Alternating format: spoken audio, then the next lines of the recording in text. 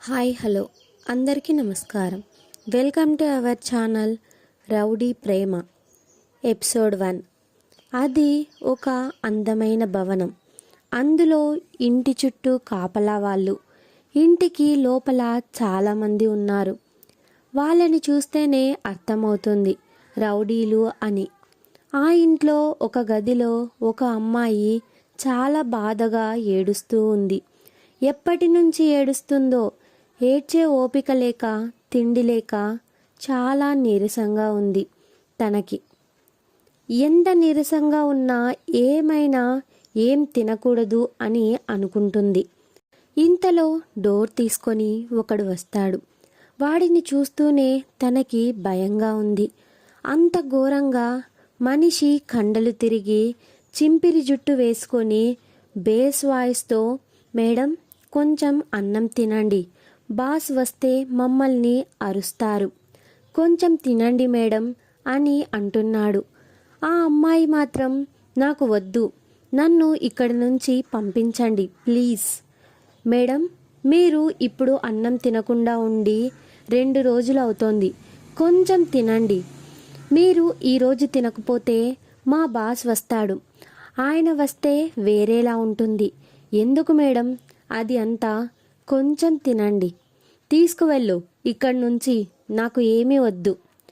ఆ రౌడీ అతను బయటకు వచ్చి వాళ్ళ బాస్కి చెప్తాడు, బాస్ మేడం అన్నం తినట్లేదు, వద్దు అంటున్నారు అని. ఆ రౌడీ బాస్కి కోపం వచ్చి, ఎందుకు తినదు, నేను తీసుకొని వెళ్తాను, ఎందుకు తినదో నేను చూస్తాను. ఆ అమ్మాయి ఉన్న గదికి దగ్గరికి వెళ్ళి డోర్ని గట్టిగా తట్టాడు.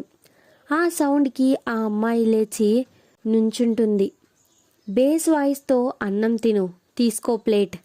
ఆ అమ్మాయి మాత్రం నాకు వద్దు, నన్ను ఇంటికి పంపించండి ప్లీజ్ అని ఏడుస్తుంది. ఆ రౌడీ బాస్ మాత్రం చాలాసార్లు చెప్పి చూస్తాడు. అయినా ఆ అమ్మాయి వినకపోయేసరికి కోపం వచ్చి ఫట్మని చెంపపై గట్టిగా కొడతాడు. అసలే నీరసంగా ఉంటే రౌడీ బాస్ కొట్టిన దెబ్బకి గిర్రున తిరిగి మంచం పైన పడుతుంది. ఆ అమ్మాయి రెక్క పట్టుకొని పైకి లేపి సరిగ్గా మంచం పైన కూర్చోబెట్టి అన్నం కలిపి నోట్లో పెడతాడు.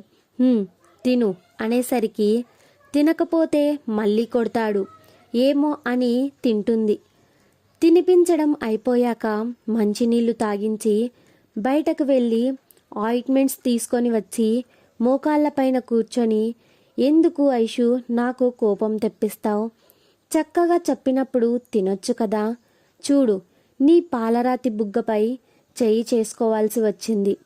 ఐషు చాలా తెల్లగా సుకుమారంగా ఉంటుంది.